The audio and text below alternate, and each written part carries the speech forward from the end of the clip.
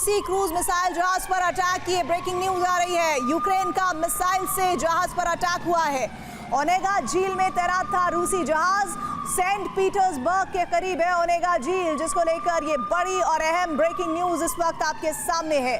तो इसी के साथ रूस ने यूक्रेन में तबाही का सबसे विध्वंसक चरण आरंभ कर दिया है। रूस को रोकने के लिए ज़ेलेंस्की ने अमेरिका से मदद मांगी है, जिसके बाद पेंटागन ने सीक्रेट ब्लूप्रिंट तैयार किया है।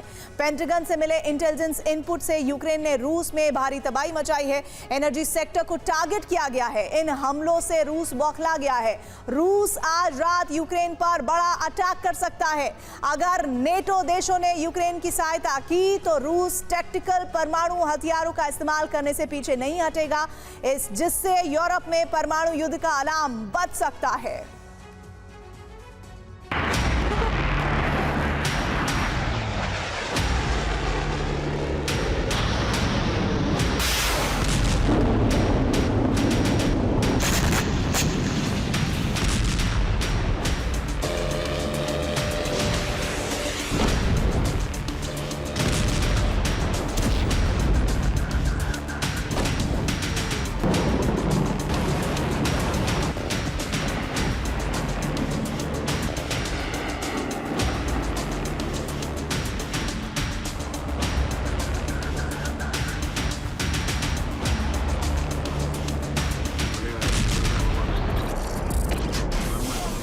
सितंबर में अगर रूस आक्रामक था तो अक्टूबर में यूक्रेन तबाही मचा रहा है।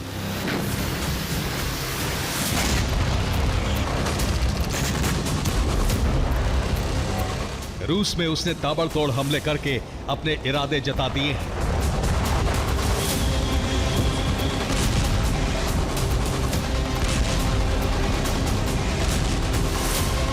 और इसके लिए पेंटागन ने ब्लूप्रिंट बनाया है।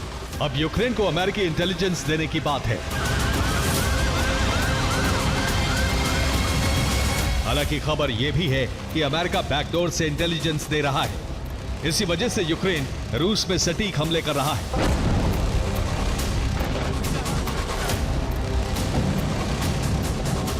खास तौर से यूक्रेन के टारगेट पर रूस का एनर्जी सेक्टर है।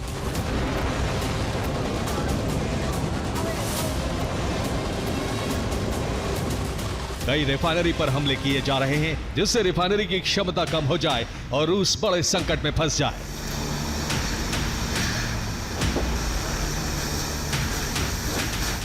अब यूक्रेन हमले के लिए लॉन्ग रेंज ड्रोन का भी इस्तेमाल कर रहा है।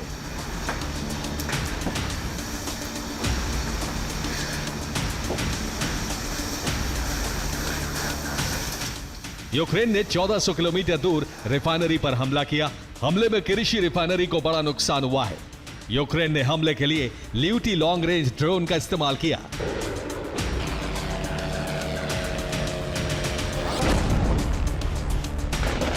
दरअसल ट्रंप एक रणनीति के तहत ऐसा कर रहे हैं।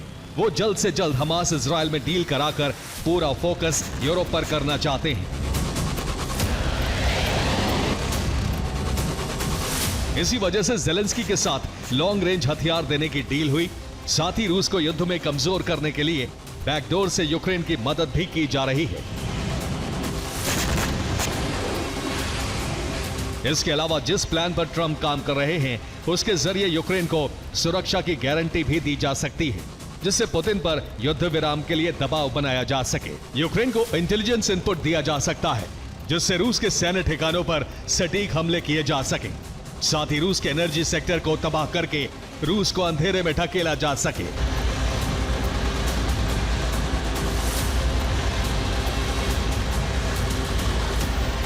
यूक्रेन इतना आक्रामक है कि अक्टूबर में ही कई रिफाइनरी पर दो बार हमले किए गए, जिससे रिफाइनरी का प्रोडक्शन घट रहा है।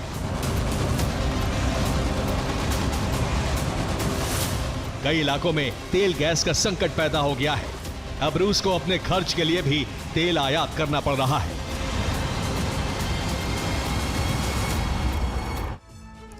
रूस के सेंट पीटर्सबर्ग की ऑयल रिफाइनरी जो यूक्रेनी बॉर्डर से 900 किलोमीटर दूर है, जहां 2 बार ड्रोन अटैक हुआ जिससे 20% क्षमता प्रभावित हुई है। मॉस्को की ऑयल रिफाइनरी यूक्रेन से 750 किलोमीटर दूर पड़ती है, जहां 2 बार ड्रोन अटैक हुआ है जिसमें 50% क्षमता प्रभावित हुई है। जबकि 1150 किलोमीटर दूर पड़ने वाली समारा रिफाइनरी पर 3 बार ड्रोन अटैक से प्रोडक्शन बंद करना पड़ा। और इसी तरह सतारोव पर भी टारगेट पर है जो कि 802 किलोमीटर दूर पड़ता है। यहां ड्रोन हमले से कच्चे तेल की आपूर्ति बंद करनी पड़ी है। 502 किलोमीटर की दूरी पर पड़ने वाली वोरोनेश रिफाइनरी पर 2 बार ड्रोन अटैक हुआ है और इसे अस्थायी रूप से बंद कर दिया गया है। वोल्गोग्राद की रिफाइनरी यूक्रेन बॉर्डर से 460 किलोमीटर दूर है। यहां 3 बार ड्रोन हमला हुआ है जिससे 43% प्रोडक्शन प्रभावित हुआ है। रोस्टोव की रिफाइनरी यूक्रेनी बॉर्डर से 190 किलोमीटर दूर है, जहां यूक्रेन ने 2 बार अटैक किया है जिससे 2 यूनिट बंद करनी पड़ी है।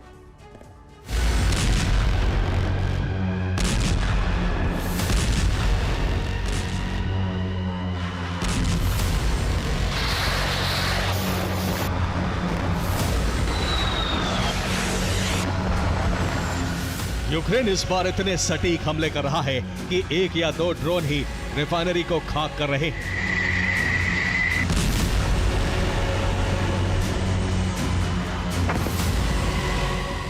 ये किरिशी रिफाइनरी पर हमले का वीडियो है जो रूस के कैलिनिनग्राद में पड़ती है। रूस की दूसरी सबसे बड़ी रिफाइनरी है। यूक्रेन ने आधी रात ड्रोन हमला किया जिससे रिफाइनरी की 2 यूनिट में आग लग गई।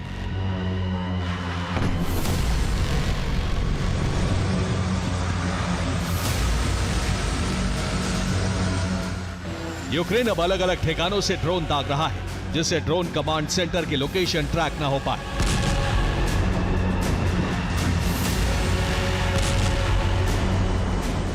खास तौर से लॉन्ग रेंज ड्रोन तैयार किए गए हैं। इन हमलों में उसी का इस्तेमाल किया जा रहा है। इस वक्त यूक्रेन के टारगेट पर वो इलाके हैं जहां रिफाइनरी, ऑयल डिपो और गैस पाइपलाइन है। बीती रात 5 से ज्यादा इलाकों पर ड्रोन हमले किए गए।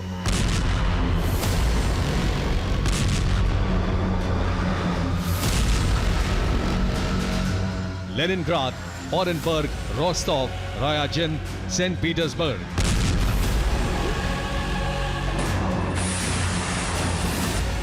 हमले के लिए ल्यूटी ड्रोन दागे गए थे क्योंकि ल्यूटी लंबी दूरी तक प्रहार कर सकता है। इस बार यूक्रेन ने 1000 किलोमीटर से भी ज्यादा दूरी तक हमले किए।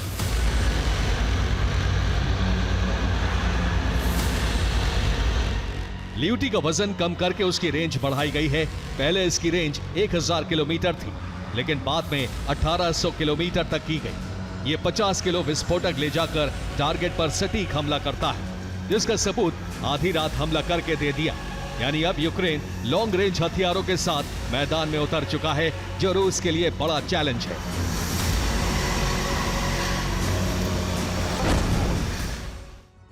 यूक्रेन के हमलों से रूस में तबाही का बवंडर आ गया। यूक्रेन ने रूस के रोस्टोव शहर में A-50 स्पाई प्लेन फैक्ट्री को खाक कर दिया।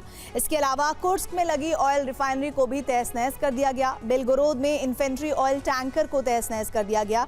वोल्गोग्राद सिटी में एंटी एयरक्राफ्ट वेपन गोदाम को खाक में मिला दिया गया। साइबेरिया के येमबर्ग में गैस पाइपलाइन के कुछ हिस्से को ड्रोन से उड़ा डाला गया। और इसी तरह साइबेरिया के आरूग में थर्मल पावर प्लांट पर हमला हुआ, जिसमें अब जानकारी है कि आग लग चुकी है।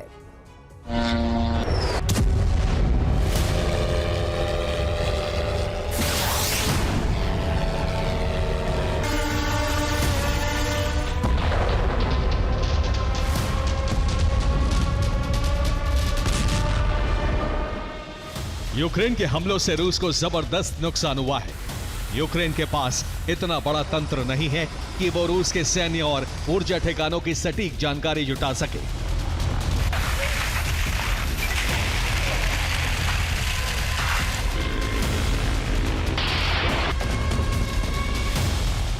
जाहिर है यूक्रेन को नेटो से मदद मिल रही है, लेकिन रूस का दावा है कि ड्रोन हमलों के पीछे पेंटागन का इनपुट हो सकता है, क्योंकि अमेरिका इंटेलिजेंस देने की बात कह चुका है। इसी वजह से यूक्रेन ने रूस में कोहरा मचा दिया।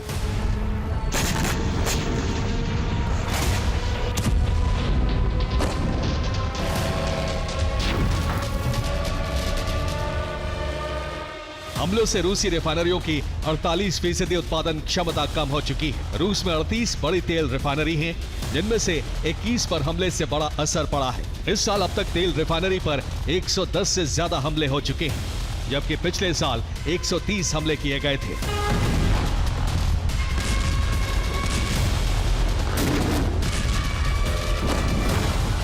यूक्रेन आने वाले वक्त में हमले बढ़ा सकता है, क्योंकि बड़े पैमाने पर ड्रोन प्रोडक्शन हो रहा है। साथ ही अमेरिका के साथ ड्रोन डील करने के लिए एक यूक्रेनी प्रतिनिधिमंडल वॉशिंगटन जाने वाला है।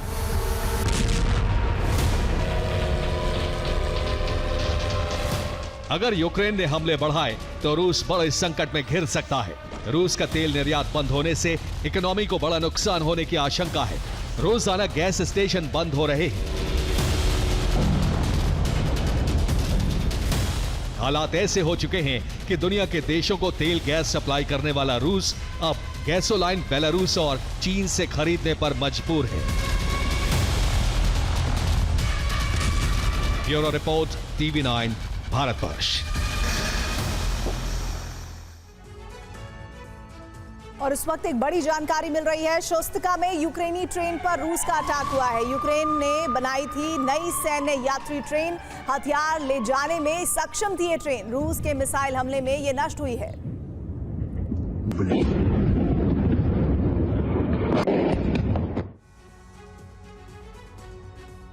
बीते 2 महीने से रूस की तेल रिफाइनरियों पर यूक्रेन के हमले जारी है। आग बबूला पुतिन ने अब इसका प्रतिशोध लेना शुरू कर दिया है। रूसी राष्ट्रपति ने इसकी जिम्मेदारी अपनी नई ड्रोन ब्रिगेड को सौंपी है, जो बीते 48 घंटों से यूक्रेन के गैस प्रोसेसिंग प्लांट और बिजली संयंत्रों पर हमले कर रही है। इससे यूक्रेन के साथ प्रांत के कई शहरों में ब्लैकआउट हो चुका है। तो वहीं दूसरी तरफ आने वाली सर्दियों में यूक्रेन की मुश्किलें बढ़ने वाली है। कैसे, इस रिपोर्ट में देखिए।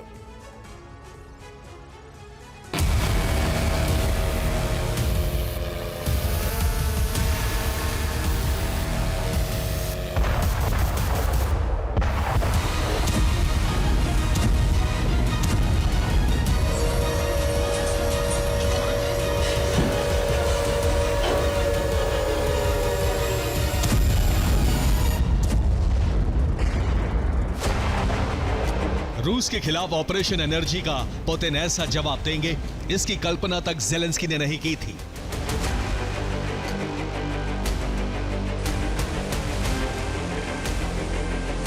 बीते 48 घंटों से यूक्रेन पर रूस के भीषण हमले जारी हैं, लेकिन पुतिन का प्राइमरी टारगेट मिलिट्री ठिकाने नहीं, बल्कि बिजली घर, पावर ग्रिड और गैस प्लांट हैं, जिससे आने वाली सर्दियों में यूक्रेन की मुश्किलें बढ़ने वाली हैं। यूक्रेन में नागरिक इंफ्रास्ट्रक्चर पर रूस हमले कर रहा है। बीतते वक्त के साथ ये हमले और ज्यादा भीषण होते जा रहे हैं।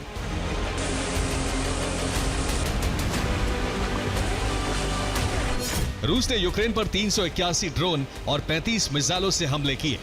रूस ने यूक्रेन को दहलाने के लिए 7 स्कंदर मिसाइल, 21 क्रूज मिसाइल और 7 KH-59 गाइडेड मिसाइल का इस्तेमाल किया।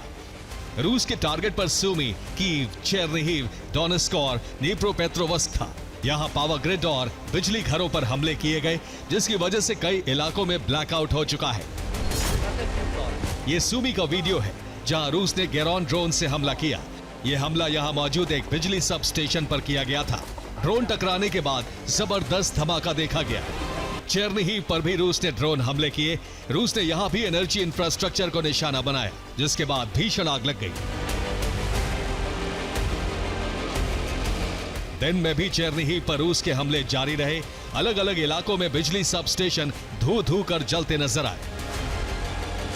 यूक्रेन के पावर ग्रिड और बिजली घरों पर हमले से चेर्निहिव के इलाकों में ब्लैकआउट हो चुका है। शहर का एक बड़ा हिस्सा अंधेरे में डूबा है। लोग मोबाइल की रोशनी के सहारे सभी जरूरी काम कर रहे हैं। चेर्निहिव के अलावा भी यूक्रेन में कई ऐसे इलाके हैं जहां अंधेरा छाया है। यूक्रेन में जल्द से जल्द बिजली घरों को ठीक करने की कोशिश जारी है, लेकिन इसमें अभी लंबा वक्त लग सकता है। यूक्रेन में बिजली घर और टावर ग्रिड तबाह होने से पोलतावा में करीब 8,000 घरों में अंधेरा छाया है। सबसे ज्यादा असर चेरनीहिव पर पड़ा है। यहाँ करीब 50,000 घरों में बिजली की सप्लाई ठप हो चुकी है। सूमी में भी 50,000 घरों में बिजली सप्लाई कटने की खबरें हैं। रूसी बॉर्डर से सटे होने की वजह से यहाँ आपातकाल घोषित कर दिया गया है। रूस की राजधानी कीव में भी पावर ग्रिड्स को काफी नुकसान पहुंचा है। इसकी वजह से 20,000 घर प्रभावित हुए हैं। डोनेस्क में भी 1,000 घरों की बिजली सप्लाई कट चुकी है। यहाँ लोग अंधेरे में रहने के लिए मजबूर हैं।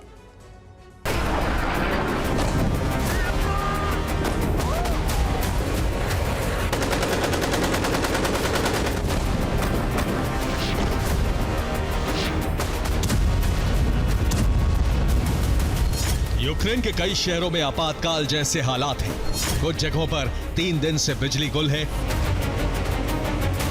यूक्रेन के सब स्टेशन और बिजली ग्रिड पर हमलों को देखते हुए ज़ेलेंस्की ने इमरजेंसी मीटिंग की। कीव में हुई मीटिंग में यूक्रेनी सेना प्रमुख और यूक्रेन के बड़े मंत्री शामिल थे। मीटिंग में बिजली घरों की सुरक्षा पर चर्चा हुई। ज़ेलेंस्की ने सब स्टेशन और पावर ग्रिड को जल्द से जल्द ठीक करने के आदेश दिए हैं ताकि शहरों की बिजली सप्लाई फिर शुरू की जा सके। दरअसल यूक्रेन में सर्दियां करीब हैं। ऐसे में अगर इन्हें जल्द दुरुस्त नहीं किया गया तो भीषण बर्फबारी के बीच लोगों का जीवन बेहद मुश्किल हो जाएगा, जो रूस का असली प्लान है।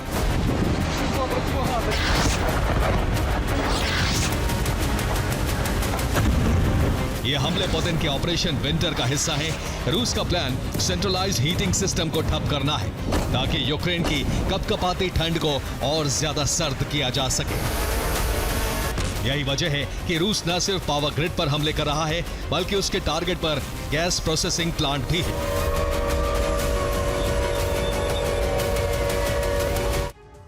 यूक्रेन के अलग अलग शहरों में अंडरग्राउंड गैस स्टोरेज प्लांट बनाए गए हैं जहां सर्दियों के लिए गैस स्टोर की जाती है। यूक्रेन में सबसे बड़े gas storage plant Lviv, इवानो, Frankivsk, चेरनीहिव, Kharkiv, सूमी और कीव में मौजूद हैं। इन प्लांट्स में गैस प्रोसेसिंग प्लांट्स के जरिए गैस स्टोर की जाती है।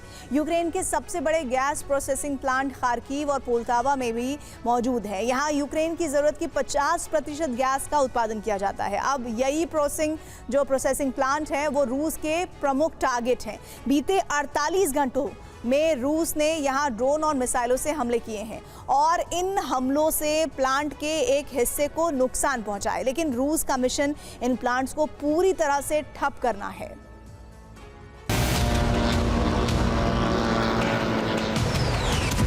यूक्रेन में मची इस तबाही के पीछे रूस की स्पेशल ड्रोन ब्रिगेड है, जिसका गठन रूसी राष्ट्रपति ने हाल ही में किया है।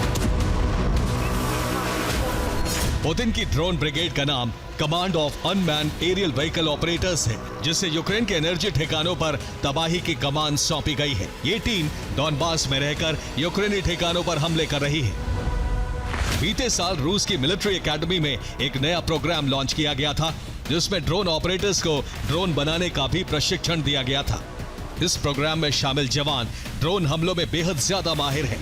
इसके पहले बैच को रूस की नई ड्रोन ब्रिगेड में शामिल किया गया है।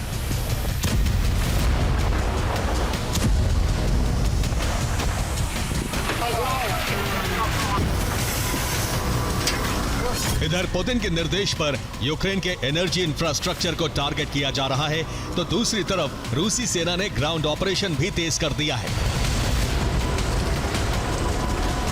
रूस की कोशिश नए इलाकों पर कब्जे की है। रूस ने ज़ेपोरिज़िया के होलाइपोल की तरफ बढ़ना शुरू कर दिया है। यहाँ रूस की कोशिश यांचुर नदी तक पहुंचने की है ताकि ज़ेपोरिज़िया के एक बड़े इलाके पर कब्जा किया जा सके। इसे यूक्रेन के संपूर्ण ज़ेपोरिज़िया पर कब्जे के मिशन में एक अहम पड़ाव माना जा रहा है। साफ है, इस बार यूक्रेन में आने वाली सर्दियां बेहद ज्यादा बारूदी होने वाली हैं और रूस में जलती तेल रिफाइनरियों की कीमत यूक्रेन के नागरिकों को चुकानी पड़ सकती है। Bureau report, TV9 Bharatvarsh.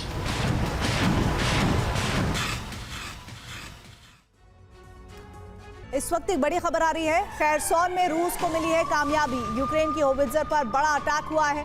Drone हमले में नष्ट हुई है यूक्रेन की तोप। खैरसोन में यूक्रेनी सेना पड़ रही है कमजोर।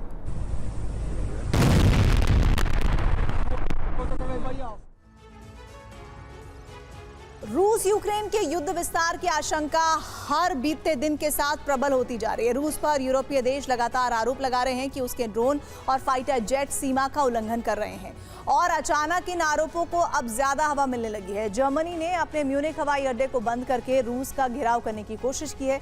इसके अलावा कई देशों ने सैबोटाज हमले की जानकारी देकर रूस को कटघरे में खड़ा किया है। लेकिन क्या ये वाकई रूस का कदम हो सकता है? जवाब आपको इस रिपोर्ट में मिलेगा।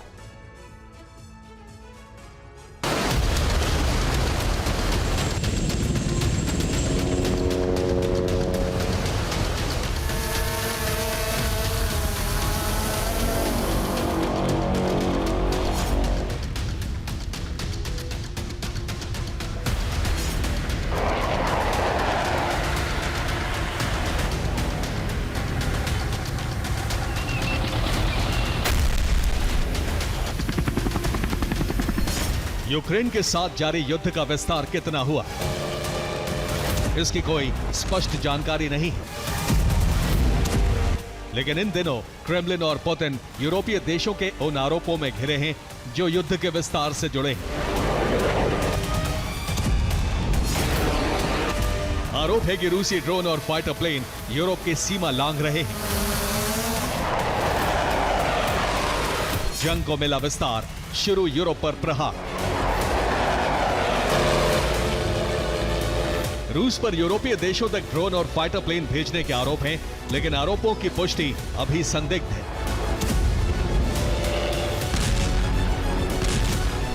क्योंकि पोलैंड ने भले ही रूस के गेरान-2 ड्रोन को अपने क्षेत्र में मार गिराने का दावा किया हो, लेकिन एस्टोनिया और लिथुआनिया अब तक उनके क्षेत्र में रूसी फाइटर जेट्स की उड़ान से जुड़े सबूत नहीं दे सके।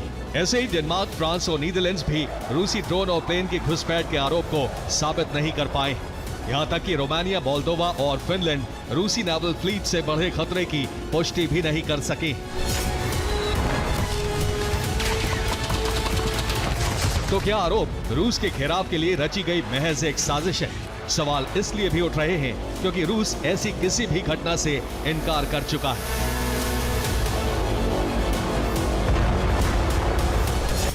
पुतिन के इस बयान से पहले रूस दावा कर चुका है उसके ड्रोन और फाइटर प्लेन्स ने सिर्फ अंतर्राष्ट्रीय सीमा पर उड़ान भरी है। किसी के क्षेत्र में घुसपैठ नहीं की है, इसलिए पुतिन का पक्ष मजबूत हुआ। लेकिन अब रूस के घेराव के लिए जो आरोप लगाए जा रहे हैं वो और भी ज्यादा चौंकाने वाले हैं। पुतिन ने तेवर बदले, यूरोप में हाइब्रिड हमले। यूरोपीय देशों का दावा यही है कि पुतिन ने हाइब्रिड हमले शुरू कर दिए हैं और इन हमलों में रूस को शक के दायरे में खड़ा करने के लिए माहौल भी बनाया जाने लगा है, जिसमें सबसे बड़ी भूमिका निभा रहा है जर्मनी।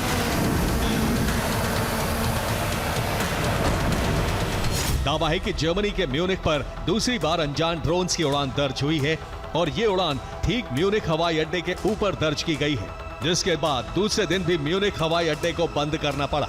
इसलिए म्यूनिख हवाई अड्डे पर 6000 से ज्यादा यात्री फंस गए। दरअसल ये घटना शुक्रवार रात की है, जबकि इससे पहले गुरुवार की रात को भी अनजान ड्रोन की वजह से म्यूनिख हवाई अड्डे को बंद करना पड़ा था।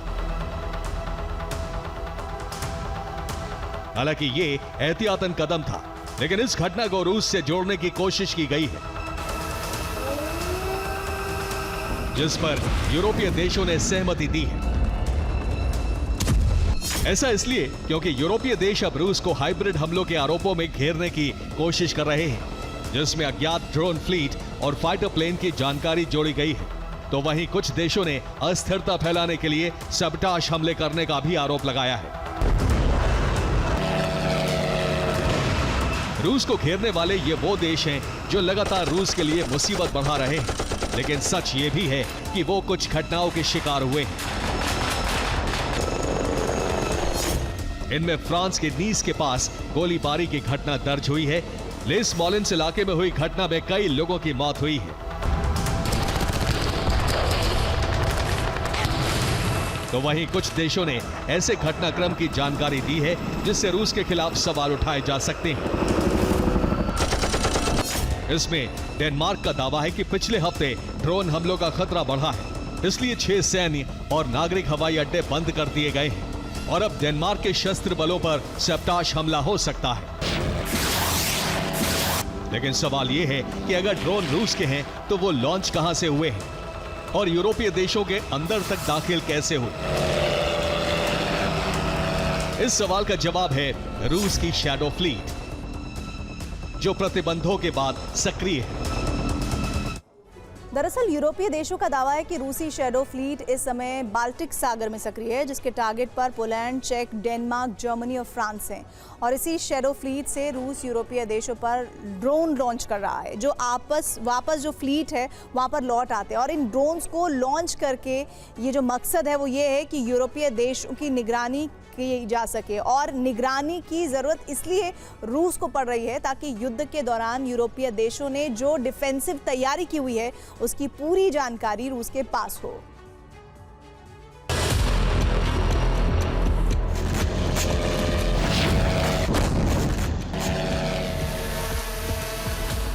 दरअसल पिछले हफ्ते कोपेनहेगन और ओस्लो के हवाई अड्डों को भी ड्रोन की वजह से अस्थायी रूप से बंद किया गया था,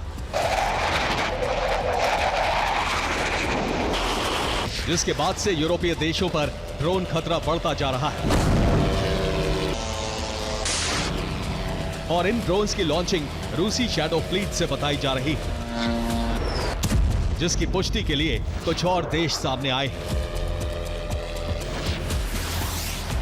इनमें चेक रिपब्लिक का दावा है कि प्राग एयरपोर्ट के पास भी कुछ ड्रोन पहुंचे हैं, तो बेल्जियम का दावा है कि उसने भी अपनी सीमा के अंदर 15 ड्रोन डिटेक्ट किए हैं। लेकिन सवाल यह है कि क्या रूस के ड्रोन इतने घातक हैं कि वो यूरोपीय देशों के आसमान पर उड़ान भर रहे हैं और उन्हें कोई नुकसान नहीं पहुंचाया जा सकता? सवाल का जवाब जर्मन टैब्लॉइड में प्रकाशित किया गया है। दावा है कि जर्मनी में देखे गए ड्रोन्स बड़े विंग स्पैन वाले थे। इन ड्रोन्स को 8 किलोमीटर की दूरी से कई लोगों ने देखा है, जिससे पता चलता है कि ड्रोन्स लंबी दूरी की उड़ान के लिए ही डिजाइन किए गए हैं। लेकिन क्या इस दावे से रूस पर सवाल खड़े होते हैं? जवाब सटीक नहीं मिलता, लेकिन कुछ हद तक रूस पर उंगली उठाई जा सकती है। दरअसल रूस के पास कुछ बड़े विंग स्पैन वाले ड्रोन मौजूद हैं जो यूरोपीय देशों तक उड़ान भर सकते हैं। इनमें पहला है सुपर कैम S350 ड्रोन, जिसका विंग स्पैन है 3.5 मीटर। और इसके अलावा रूस के पास ओरलेन 10 ड्रोन भी मौजूद है, जिसका विंग स्पैन है 3.1 मीटर का, जो समुद्र से लॉन्च करने पर यूरोप पहुंच सकते हैं। और यही नहीं, रूस के पास कुछ गुप्त ड्रोन्स भी हैं जो लंबी दूरी तक उड़ान भर सकते हैं। इनमें पहला है क्रांस्तात ड्रोन, जिसका विंग स्पैन है 30 मीटर का। और ये ड्रोन न सिर्फ लंबी दूरी तक निगरानी करने में बल्कि हमले में भी सक्षम है। इसके अलावा S70 ओखोनित्स्क जो नाम का ड्रोन है वो भी रूस के पास ही मौजूद है, जिसका विंग स्पैन है 20 मीटर का। और ये बेहद घातक स्टेल्थ कॉम्बैक्ट एरियल व्हीकल है।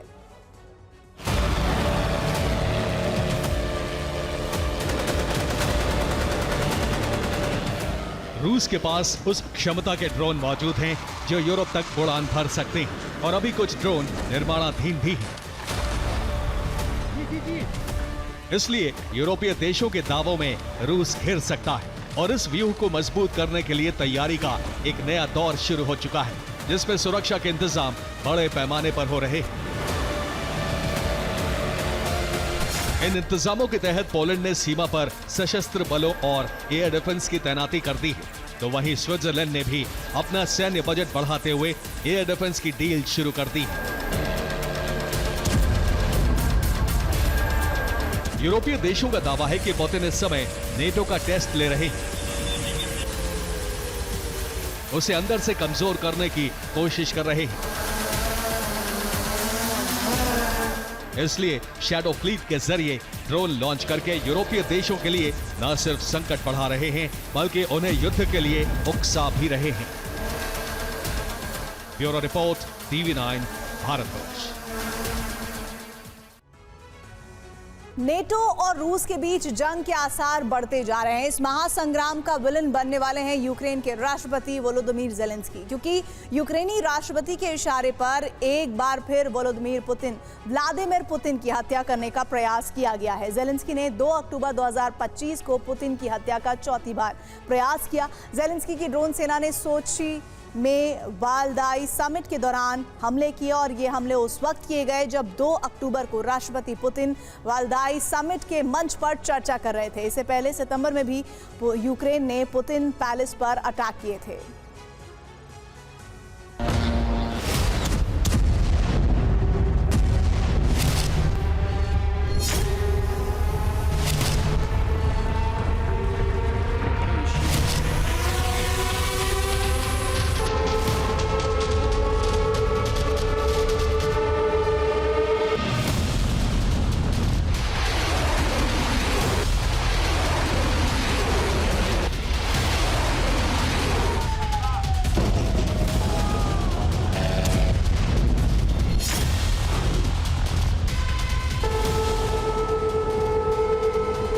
काला सागर के तट पर बसा रूसी शहर ड्रोन गर्जना से गूंज उठा। सोची में रूस के एयर डिफेंस सिस्टम एक्टिवेट हो गए।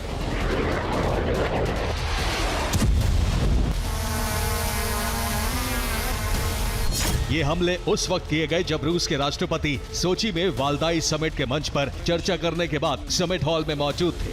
पुतिन का भाषण खत्म होते ही यूक्रेन ने ड्रोन हमले शुरू कर दिए।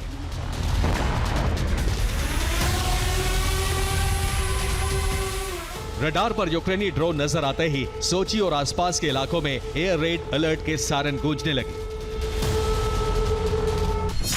सोची गवर्नर की रिपोर्ट के मुताबिक पहला ड्रोन हमला 2 अक्टूबर की रात 10:30 बजे किया गया। इसके तुरंत बाद सोची और गेलेंजिक का एयरपोर्ट बंद कर दिया गया। 40 से ज्यादा उड़ानें प्रभावित हुई, जबकि 10 उड़ानों के रूट बदलने पड़े।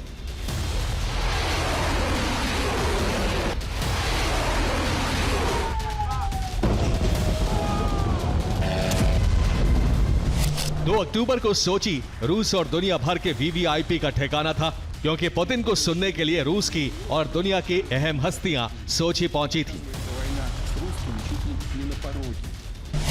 काला सागर के किनारे पर बसा ये शहर एक्टिव फ्रंट लाइन से बहुत लंबी दूरी पर नहीं है।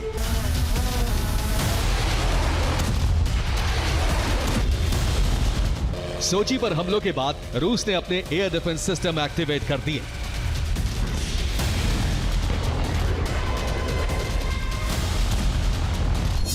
रूसी सेना के मुताबिक काला सागर पर यूक्रेन के 11 ड्रोन इंटरसेप्ट किए गए। सोची के एयर स्पेस में यूक्रेन के 7 ड्रोन हवा में नष्ट कर दिए गए। 2 अक्टूबर की रात 10:30 बजे से 3 अक्टूबर की सुबह 7:30 बजे तक रूसी डिफेंस सिस्टम और इलेक्ट्रॉनिक वॉरफेयर सिस्टम एक्टिवेट रखे गए। रूस का दावा है कि हमलों के लिए यूक्रेन को इंटेलिजेंस नेटो देशों से मिला।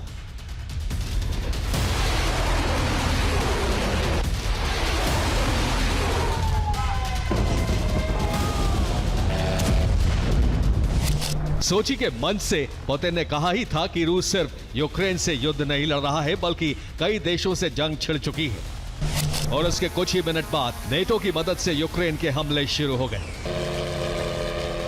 सोची की वालदाई समिट पर हमले का मतलब है रूस सरकार, क्रेमलिन के बड़े अधिकारी, सैन्य कमांडर और सुप्रीम कमांडर पुतिन की जान लेने की कोशिश। और खुद रूस मान रहा है कि इस काम में नेटो सीधे तौर पर शामिल है।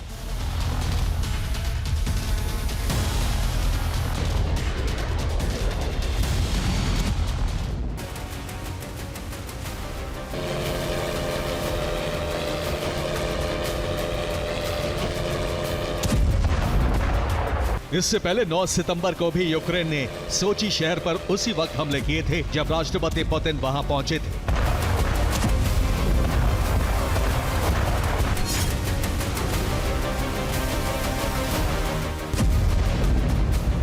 उस दिन यूक्रेन के हमले से 2.5 घंटे पहले पुतिन मॉस्को में थे। फ्लाइट रडार डेटा के मुताबिक पुतिन के IL-96-300 विमान ने मॉस्को से उड़ान भरी। लाइसेंस प्लेट नंबर RA-96024 वाले विमान ने सोची में लैंडिंग की। इसी विमान से पुतिन अलास्का में ट्रंप से मिलने पहुंचे थे और यही विमान हमले से 1.5 घंटा पहले सोची में लैंड हुआ था। पुतिन के सोची पहुंचने की खबर यूक्रेन को लग चुकी थी और इस लैंडिंग के कुछ मिनट बाद यूक्रेन ने सोची के नो फ्लाइट जोन में ड्रोन हमले शुरू कर दिए। यूक्रेन ने सोची के पुतिन पैलेस पर 17 ड्रोन हमले करने की कोशिश की। रूस के डिफेंस सिस्टम तुरंत एक्टिवेट हो गए। 15 यूक्रेनी ड्रोन काला सागर के ऊपर इंटरसेप्ट कर लिए गए। 2 यूक्रेनी ड्रोन क्रास्नोदर में मार गिराए गए। जिस वक्त ड्रोन हमले किए गए उस वक्त पुतिन सोची के बोचेरोव रूसी पैलेस में मौजूद थे। रूसी मीडिया के मुताबिक पुतिन का विमान सोची के हवाई अड्डे पर मौजूद था।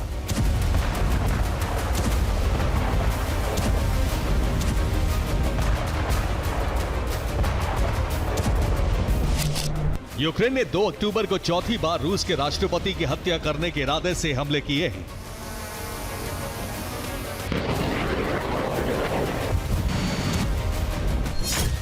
इससे पहले 9 सितंबर को सोची के बोचेरोव रूसी पैलेस को टारगेट किया गया। 3 अगस्त को भी पुतिन के इसी पैलेस पर हमले की कोशिश हुई। इससे पहले बीते साल 28 अगस्त को यूक्रेन ने सोची के करीबी शहर गेलेंजिक में पुतिन पैलेस पर ड्रोन हमले किए थे। करीब $1.5 बिलियन के इस पैलेस को भी रूस ने नो फ्लाई जोन घोषित किया हुआ है। इस पैलेस के नीचे सुरंगों का एक जाल और न्यूक्लियर बंकर भी है। 28 अगस्त 2025 को किए गए ड्रोन हमले में पुतिन के इस पैलेस के करीब 3 हेक्टेयर जंगल में आग लग गई थी, लेकिन महल को नुकसान नहीं हुआ। ज़ेलेंस्की कई बार यह दावा कर चुके हैं कि पुतिन उनकी हत्या कराना चाहते हैं, लेकिन 3.5 साल से जारी इस युद्ध में एक बार भी ज़ेलेंस्की पर जानलेवा हमला नहीं हुआ है, जबकि पुतिन के ऊपर 4 बार हमलों का प्रयास हुआ है।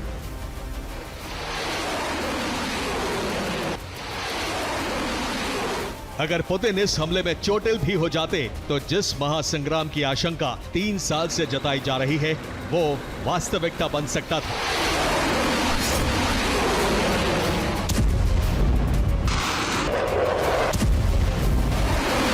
यूक्रेन सहित उसके मददगार देशों पर रूस के हमले शुरू हो सकते थे।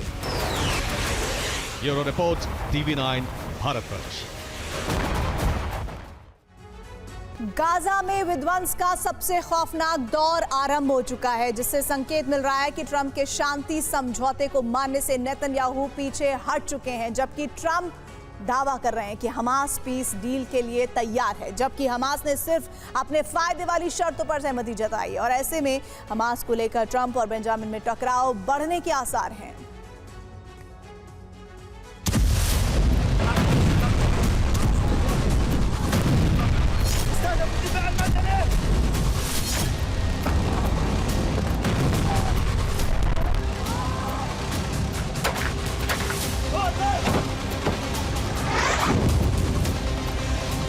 एक तरफ ट्रंप हमास के साथ शांति समझौते के लिए आगे बढ़ रहे हैं, दूसरी तरफ इजराइल ने गाजा पर हमले बढ़ा दिए हैं।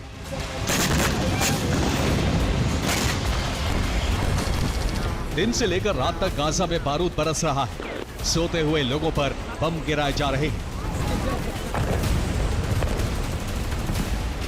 लोग रात में ही रेफ्यूजी कैंप छोड़कर भाग रहे हैं, लेकिन एयर स्ट्राइक रुक नहीं रही है।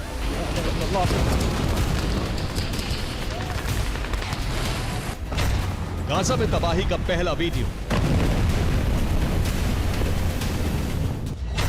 गाजा में तबाही का दूसरा वीडियो।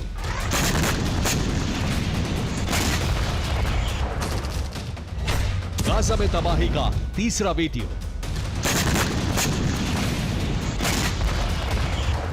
यह सबूत है कि इजराइल अब किसी की बात नहीं सुन रहा। ट्रंप के भरोसे के बाद भी बेंजामिन नेतन्याहू रुक नहीं रहे, जबकि ट्रंप कह रहे हैं कि वो हमास से शांति समझौता कराने के काफी करीब पहुंच चुके हैं। ट्रंप की कोशिशों पर ब्रिटेन के प्रधानमंत्री कीर स्टारमर ने भी मोहर लगाई है। उन्होंने बयान दिया है कि हमास ट्रंप द्वारा दिए गए शांति समझौते को मानने के लिए तैयार है। ये प्रेसिडेंट ट्रंप द्वारा मध्य पूर्व में शांति की दिशा में सराहनीय कदम है। अमेरिका और ब्रिटेन हमास के साथ समझौते को लेकर आश्वस्त हैं, जबकि इस बारे में बेंजामिन नेतन्याहू को जानकारी ही नहीं है।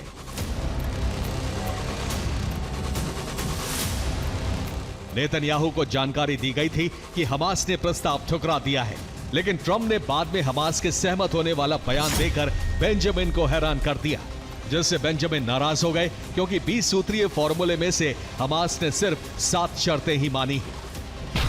ऐसे में इजराइल शांति समझौते के लिए तैयार नहीं है। जिन शर्तों पर हमास तैयार हुआ है, उसमें पहली शर्त है युद्ध विराम, दूसरी शर्त है बंधकों की वापसी, तीसरी शर्त है युद्ध बंदियों की अदला बदली, चौथी शर्त है विस्तार पर रोक, पांचवी शर्त है इजरायली सेना हटेगी, छठी शर्त है गाजा नहीं छोड़ेगा हमास, सातवीं शर्त है मानवीय सहायता मिलती रहेगी।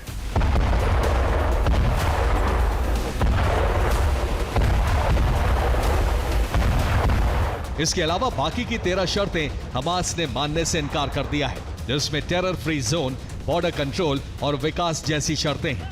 हमास का कहना है कि वो किसी भी सूरत में गाजा नहीं छोड़ेगा, ना ही अपने ठिकाने हटाएगा, साथ ही वो सैन्य और राजनीतिक रूप से सक्रिय रहेगा, जबकि इजराइल ऐसा नहीं चाहता है। वो पूरा कंट्रोल करने के बाद ही युद्ध विराम को तैयार होगा।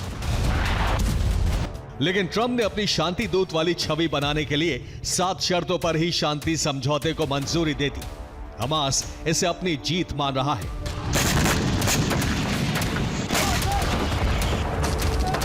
बेंजामिन इससे विफर गए हैं। उन्होंने हमले बढ़ा दिए हैं, जबकि ट्रंप हमले रोकने के लिए कह रहे हैं। ऐसे में मध्य पूर्व में पहली बार अमेरिका और इजराइल में टकराव के आसार बन गए हैं, जिसका फायदा ईरान और उसके प्रॉक्सी उठा सकते हैं। Bureau report, TV9 Bharatvarsh. इधर अरब में एक बार फिर युद्ध का संकट गहराने लगा है। डर है इजराइल ईरान के न्यूक्लियर ठिकानों पर एयर स्ट्राइक कर सकता है। दरअसल हाल ही में कुछ सैटेलाइट तस्वीरें सामने आई हैं, जिनमें ईरान के न्यूक्लियर ठिकानों पर हलचल देखी गई है। अब दावा है कि ईरान ने अपनी परमाणु साइट्स पर यूरेनियम संवर्धन शुरू कर दिया है, जो फिर एक बार ईरान और इजराइल के बीच जंग की वजह बन सकती है।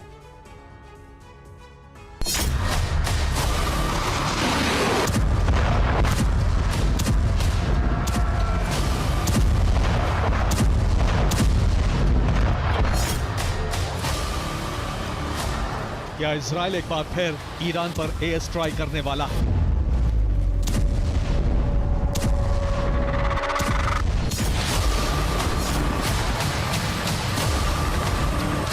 क्या ईरान की परमाणु साइट्स पर फिर इजरायली बारूद बरसेगा?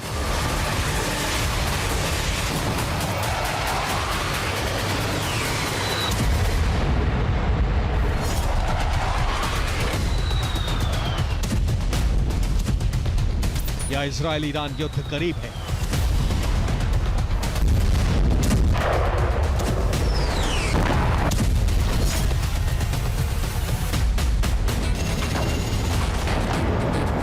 इन सभी कयासों और सवालों की वजह है इजराइल और ईरान से आ रही सीक्रेट रिपोर्ट्स और सैटेलाइट तस्वीरें, जो बताती हैं कि ईरान इजराइल के बीच युद्ध किसी भी वक्त शुरू हो सकता है।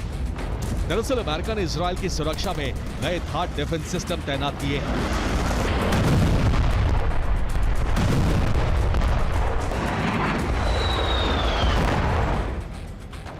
जून में इजराइल में 6 थाड सिस्टम तैनात थे। सितंबर में इनकी संख्या 8 हो गई। अब अक्टूबर में इजराइल में मौजूद थाड डिफेंस सिस्टम की संख्या 11 पहुंच चुकी है। दरअसल जून में हुई 12 दिन की जंग के दौरान ईरान ने इजराइल पर सैकड़ों बैलिस्टिक मिसाइलों से हमला किया था। ईरान की 50% बैलिस्टिक मिसाइलें थाड डिफेंस सिस्टम ने ही रोकी थी। यही वजह है कि इजराइल में थाड सिस्टम की संख्या बढ़ाई गई, जो इस बात का संकेत देता है कि इजराइल ईरान पर हमले की तैयारी में है।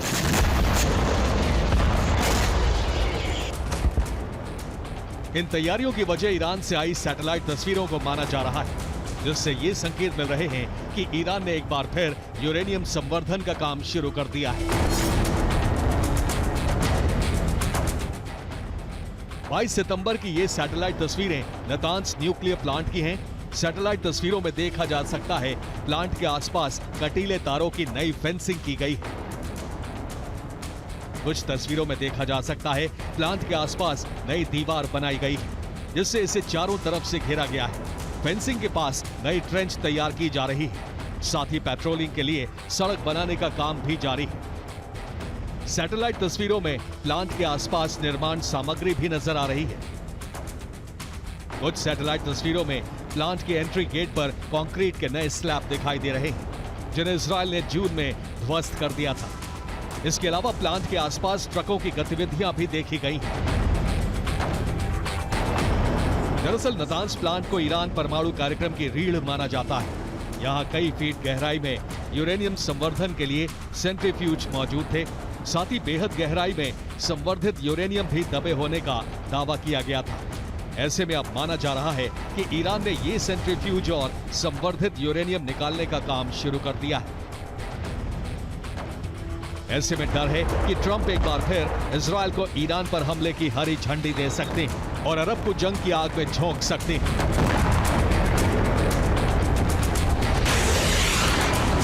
ब्यूरो रिपोर्ट, TV9 भारत पर।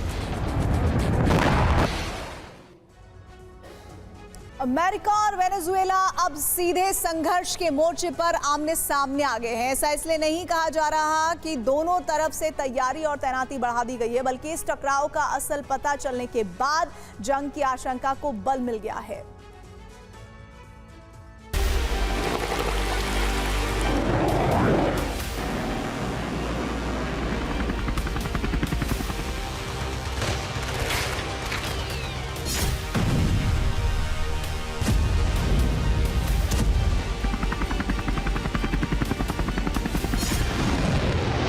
अमेरिका वेनेजुएला के बीच टकराव अब उस मुहाने पर है जहां से किसी भी समय युद्ध की शुरुआत हो सकती है।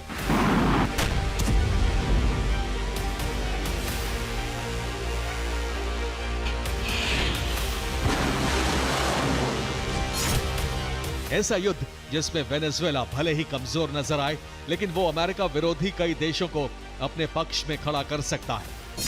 तो क्या अमेरिका ही युद्ध के लिए उकसा रहा है? क्या वेनेजुएला पर यूएस दबाव बढ़ा रहा है? और आखिर वेनेजुएला से यूएस की जंग का मुख्य कारण क्या है? ट्रंप के बयानों को सच माने तो इन हालात का कारण सिर्फ ड्रग कार्टेल है, जो वेनेजुएला से नशे की खेप अमेरिका तक समुद्री मार्ग से पहुंचाते हैं। लेकिन बयानों से अलग अमेरिका की तैयारी का इशारा कुछ और है। यह बिल्कुल नई तस्वीर है जिसमें वेनेजुएला की बोट को विस्फोट से उड़ा दिया गया। अमेरिका ने कैरेबियन सागर में यह चौथी वेनेजुएला की बोट उड़ाई है और इस बोट को लेकर दावा है कि इसका इस्तेमाल ड्रग की तस्करी के लिए किया जा रहा था। हालांकि यह सच भी हो सकता है, लेकिन एक और घटनाक्रम इस बीच हुआ है। उत्तरी वेनेजुएला में एक हेलीकॉप्टर दुर्घटनाग्रस्त हो गया। इस हादसे में वेनेजुएला के 2 सैनिकों की मौत हो गई, लेकिन हेलीकॉप्टर के दुर्घटनाग्रस्त होने का कारण किसी को नहीं पता, जिससे सवाल खड़े होने लगे हैं कि यह वाकई दुर्घटना है या फिर कोई ऐसा हमला जो वेनेजुएला को युद्ध की तैयारी से रोकने के लिए किया गया है।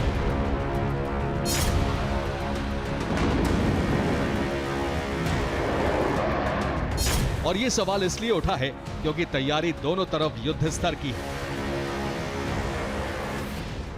ये वेनेजुएला से तनाव के बीच प्यूर्टो रिको में तैनात F-35 जेट्स हैं, जिसमें मिसाइल लोड की जा रही है और इसका मकसद कैरेबियन सागर में अभ्यास बताया जा रहा है।